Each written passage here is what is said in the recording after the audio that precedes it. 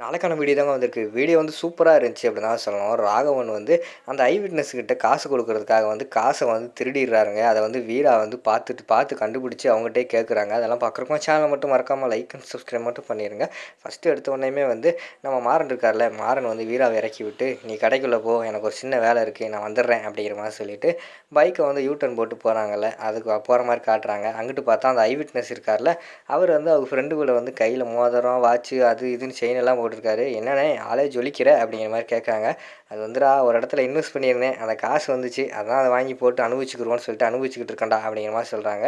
"என்னண்ணே நீ இன்வெஸ்ட் பண்ணுற மாரி தெரியலையேண்ணே." அப்படிங்கிற மாரி சொல்றாங்க. "டேய் அதெல்லாம் ஆராயக்கூடாது. ஒழுங்கா சொன்னா சரின்னு கேட்டுக்கோ." அப்படிங்கிற மாரி சொல்லி பேசிக்கிட்டு இருக்காங்க. அந்த இடத்துக்கு பார்த்தா சர்ருன்னு நம்ம மாறன் வந்து வந்துடுறாங்க. மாறன பார்த்தவொடனே அந்த ஐ விட்னஸ் இருக்கார்ல, அவர் வந்து குடுகுடுன்னு ஓட ஆரம்பிச்சிடுறாரு. "ஓ ஓடுறியா? இரு உன்னை பிடிக்கிறேன்." அப்படின்னு சொல்லிட்டு அவர் ஓட அந்த குறுக்கு வழியா வந்து இடையில நின்றுக்கிட்டு இருக்காரு. அவர் எந்த பக்கம் ஓடுறாரோ அந்த பக்கம்லாம் வந்து ஆப்போசிட்டில் வந்து நின்றுக்கிட்டு இருக்கிற மாதிரி தான் காட்டுறாங்க. ஐயையோ இனிமேல் வந்து இவங்ககிட்ட சிக்கனம்னா அவ்வளோதான் அப்படின்னு சொல்லிட்டு அந்த ஐ விட்னஸ் இருக்கார்ல, அவர் உடனே போலீஸ்காரங்களுக்கு கால் பண்ணிடுறாரு. "சார் இந்த ஏரியாவில் தான் இருக்கேன். என்னை விரட்டிக்கிட்டு இருக்கான் மாறன். உடனடியாக வந்து காப்பாற்றுங்க சார்." அப்படின்னு சொல்லிட்டு போலீஸ்காரங்களுக்கு வந்து கால் பண்ணுற மாதிரி தான் காட்டுறாங்க. உடனே போலீஸ்காரங்களும் வண்டி எடுத்துகிட்டு அந்த போலீஸ்கார் இருக்கார்ல, அவர் வண்டி எடுத்துகிட்டு வர்ற மாதிரி தான் காட்டுறாங்க. அவர் வந்து நேரடியாக வந்துடுறாரு ஸ்பாட்டுக்கு. அதுக்குள்ளே பார்த்துக்கிட்டோம்னா இந்த ஐ விட்னஸ் வந்து மாறன் கிட்ட வந்து மாட்டிக்கிறாங்க. "டேய் எதுக்கு என்னை பார்த்தோன்னே இப்படி ஓடுற?" அப்படிங்கிற மாதிரி வந்து மாறன் கேட்காரு. "நான் ஓடுறேண்ணா, நீங்கள் தான் என்னை விரட்டுறீங்க." அப்படிங்கிற மாதிரி சொல்கிறாங்க. "டேய் நான் எங்கடா விரட்டினேன்? நான் சும்மா வந்து உன்னை பார்த்தோன்னே ஓடுறேடா." அப்படிங்கிற மாதிரி சொல்கிறாங்க.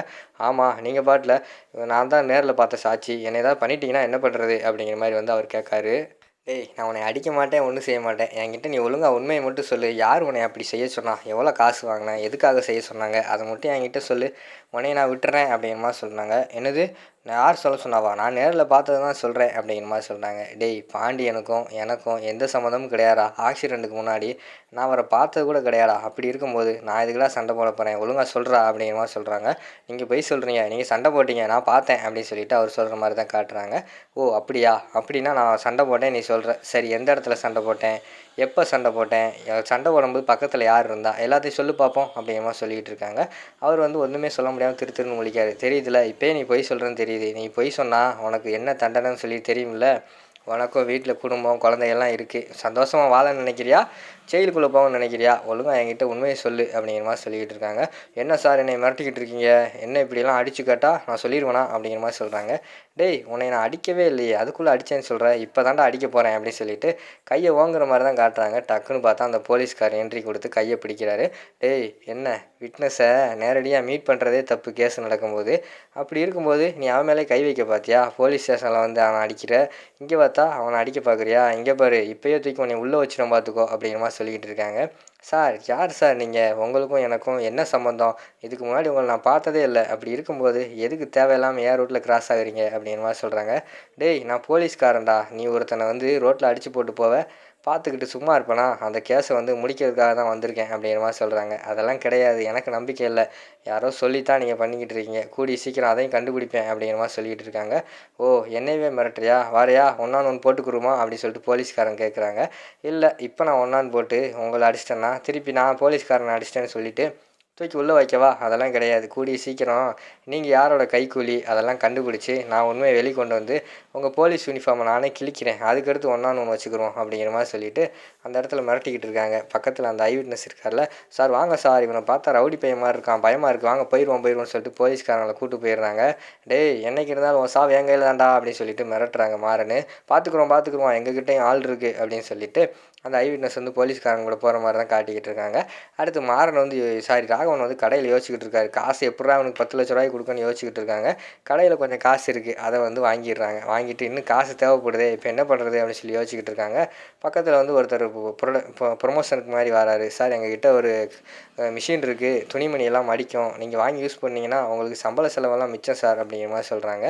அப்போ தான் நம்ம ராகவனுக்கு வந்து ஒரு ஐடியா தோணுது. பேசாமல் இந்த மிஷினை கம்மியான ரேட்டில் வாங்கி அப்பாட்ட நிறைய காசை வாங்கி அதில் எப்படியாவது காசை தேற்றி அவன்கிட்ட கொடுத்துருவோம் அப்படின்னு சொல்லி யோசிச்சுக்கிட்டு இருக்காங்க. "சரி உட்காருங்க சார், எங்கள் அப்பா வந்தோடனே கேட்டு சொல்கிறேன்." அப்படிங்கிற மாதிரி சொன்னோன்னே ராமச்சந்திரன் வந்து கொஞ்சம் நேரத்தில் வராரு. வந்தோடனே, "அப்பா புதுசாக துணி மடிக்கிறதுக்கு மிஷினெல்லாம் வந்திருக்காப்பா. எல்லா கடையிலையுமே வாங்கிட்டாங்க. அதுவும் நம்ம பொங்கல் டைமில் ட்ரெஸ்ஸு வேறு அதிகமாக சேல் ஆகும். நம்ம அது வாங்கி போட்டோம்னா நமக்கு யூஸ் ஆகும்ப்பா." அப்படிங்கிற மாதிரி சொல்கிறாங்க.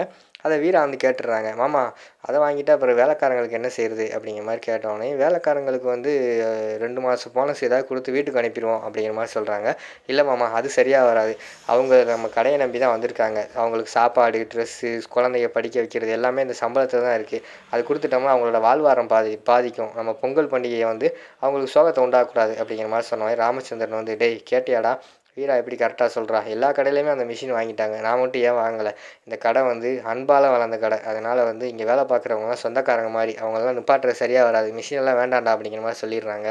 மாறனுக்கு வந்து என்ன பண்ணுறதுனே தெரில. என்னடா நம்ம என்ன பிளான் போட்டாலும் காசு கிடைக்க மாட்டேங்க அப்படின்னு சொல்லிட்டு இருக்காங்க. அங்கிட்டு பார்த்தா வீரா வந்து அக்கௌண்ட்டில் 3,00,000 குறையுதே அப்படின்னு சொல்லிட்டு அங்கனக்குள்ளே கேஷியர் பார்த்து கேட்காங்க. அவர் வந்து சொல்கிறாரு, என்ன மேடம் ராகவன் சார் தான் வாங்கினாங்க, உங்ககிட்ட சொல்லலையா அப்படிங்கிற மாதிரி சொன்னோடனே, சரி நான் கேட்டுக்கிறேன் அப்படின்னு சொல்லிட்டு விறுவிறுன்னு போய் ராகவன் கிட்ட வந்து கேட்காங்க. மாமா 3,00,000 காசு வாங்கினீங்களாம்ல, அது கணக்கிலே வரல அப்படிங்கிற மாதிரி சொன்னோடனே, அவர் கொடுக்கணும் இவர் கொடுக்கணும் அப்படி இப்படின்னு சொல்லிட்டு போய் சொல்லிக்கிட்டு இருக்காரு. நம்ம வீரா வந்து சொல்கிறாங்க, எல்லாத்துக்கும் கொடுத்தாச்சு மாமா சொல்லிக்கிட்டு இருக்காங்க.